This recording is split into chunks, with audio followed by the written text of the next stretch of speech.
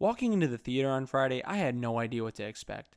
I wouldn't have even been excited for this movie except for the fact that I finally watched the holiday special a few hours earlier, and it reminded me how great these characters were.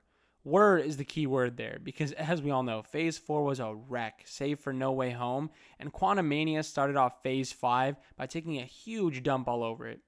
For all I knew, this would be the movie to ruin the Guardians on their way out. As the movie went on, I kept expecting more of the nonsense that's been ruining Marvel, but it rarely came. Instead, what I got was a great movie that understood its characters, wasn't there to preach to anyone, and just wanted to tell a fun and heartfelt adventure story. But what makes this movie an anomaly in an otherwise bleak showing for Marvel since Endgame? Well, throw on your favorite 90s tunes and let's take a look at Guardians of the Galaxy 3. Just a warning, I'll be getting into a lot of spoilers going forward. To quickly summarize the story, our heroes are building a new society on nowhere until Adam Warlock attacks and he severely injures Rocket. Turns out Rocket's creator, the High Evolutionary, also created Adam Warlock's people, and he sent him to go get Rocket. The team has to infiltrate a bioorganic tech base where they meet up with Gamora and the Ravagers, who help them sneak in to get what they need to save Rocket. They barely escape before they realize the High Evolutionary already sent a lackey in to get the cure they needed, so they follow him to his latest creation, a version of Earth with a bunch of animal hybrids called Counter Earth. I'm sorry, that's just hilarious to me. They go after the High Evolutionary and get Rocket's cure after a huge space battle, and the Guardians end up defeating the High Evolutionary, and they make it out with all his experiments and animal specimens. The movie ends with Quill, Gamora, Drax, Mantis, and Nebula leaving the team for their own reasons. That leaves the new Guardians team led by Rocket, which includes Groot, Adam Warlock, Phyla-Vell, one of the High Evolutionary's experiments they rescued, Kraglin, and Cosmo the Space Dog.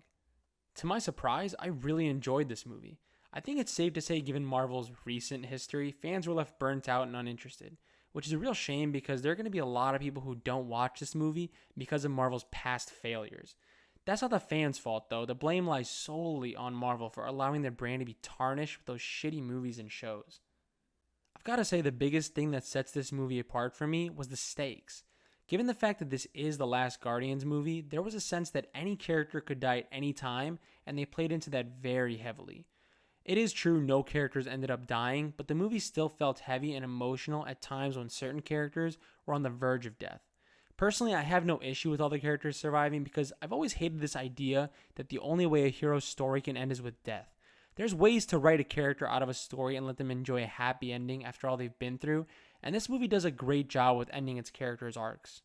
Surprisingly, Star-Lord was great in this movie, which is something I didn't expect given Marvel's recent male heroes. He hit all the notes that makes him so much fun to watch in these Guardians movies, and unlike those recent male heroes, he was actually allowed to be badass, which didn't even come at the cost of the female characters. Good writing in a Marvel movie? Weird. He ended up returning to Earth to see his grandpa, who he last saw when his mother died in the first movie. Through his constant attempts to get Gamora back, this idea really sinks in that Star-Lord has been running his whole life, and maybe it is time he settled down. It felt like a pretty natural trajectory for his character, and although some people might feel like it didn't matter considering the teaser stating he'll be back, I don't see the issue. A guy like Star-Lord craves adventure, and while it might be good to settle down for a bit, especially to know he has the ability to do that, the sense of adventure doesn't disappear. I took it to mean he might be back in one of the Avengers movies to wrap up his arc rather than another Guardians movie, but for now that's all up in the air. Gamora's arc might be surprising to a lot of people, including myself, because she ends up leaving the Guardians to stay with the Ravagers. Most people probably expected her to end up a Guardian again, but this movie makes it pretty clear Gamora's not interested in that. They do show that in her heart she is the same Gamora by the end, through some emotional moments where it is clear she feels for her teammates, but she doesn't end up with Star-Lord and goes her own way.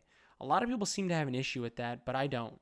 The reason is that in the first movie, she made the decision on her own to become a good person, whereas in this movie, everyone kept telling her to be one. Getting into some pretty basic psychology, there's some things people have to learn for themselves.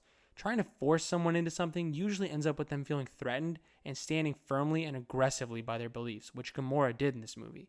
Gamora seems to be on the path to making that transition on her own after her adventure with the Guardians, but it is something she had to go through herself rather than having Nebula or Star-Lord yell at her. The only issue is we may never actually see the conclusion of that arc, given Zoe Saldana said she's done with Marvel, so I would assume that's the last we see her in the MCU. Rocket was definitely the heart of this movie, and his arc served as the backbone for the plot. His flashbacks really explain his personality and how he became the character we know. Being experimented on and tortured for years, All he had was his other animal friends to keep him company. The High Evolutionary couldn't handle the fact that something he created could be smarter than him, and watching him descend into madness was eerie. The moment he reveals Rocket and the others are going to be killed, you can see the heartbreak in Rocket's eyes. The entire escape scene, I just had a pit in my stomach because it seemed like there was only one way this was going to end, and yet when the inevitable did happen, it still had a really heavy impact on me. We'd only spent a short amount of time with Rocket's friends by that point, but seeing Rocket lose everything is rough, especially considering he could have just knocked down the High Evolutionary and escaped with his friends, but instead he gave in to his rage and his friends paid the price. Now look, it's obviously not his fault. He made a decision in the heat of the moment, and fighting back was what he saw as the only option, but the guilt clearly still haunts him. Watching Rocket return to the ship and save the animals was a great moment, and the entire Guardians team coming together to annihilate the High Evolutionary was very satisfying. Rocket becoming the leader of the new Guardians made sense, and although it did suck to see some members leave, it was nice to see Rocket get to evolve as a character after all he'd been through. The other characters didn't get as much development in this movie, but I don't really have an issue with that because not every movie has to develop every character equally. Groot was the typical Groot we see, and it was nice at the end to see him say "I love you guys" to his friends. Drax, Nebula, and Mantis' development in this movie were linked. Nebula just thinks Drax is a dumb brute, but that upsets Mantis, who we barely see get angry. Mantis points out Drax might actually be the only person who stays true to himself. But then the ultimate proof comes when Drax is able to calm the imprisoned children through his experience of being a father to his deceased daughter. It reminds Nebula what he's been through, and maybe there's a reason he is the way he is. It almost seemed like Nebula was being set up as the new leader of the Guardians, but instead she now leads the new Nowhere Society with the help of Drax, who she realized brings more to the table than she thought. Mantis goes out on her own after feeling like she bounced from one job to another and wants to discover who she is by herself. On to the villains, the High Evolutionary was a much better villain than I expected. Now, he's no Thanos, and he really doesn't have to be, especially given the recent villains who he's leagues ahead of. We understand his motivations that ultimately become obsessions in this movie, and you see how that happens. The animal experiments were a smart inclusion in this because who the hell wouldn't hate this guy after seeing what he did? That scene where the Guardians watch what he did to Rocket is basically how the entire audience felt by this point in the story. When the Guardians took him down, I found myself cheering in a way I haven't cheered at a villain takedown in a while. And then we have Adam Warlock, and this is where the issues with the film begin in my opinion. Now, no film is perfect, and while I really enjoyed this movie, it does have its problems. Adam Warlock was a great character to introduce. 10 fucking years ago, his biggest arc in the comics has to do with Thanos and the Stones. Here, he just feels useless. There's nothing special about him, his powers just seem like Captain Marvel's, and they aren't really explained in detail.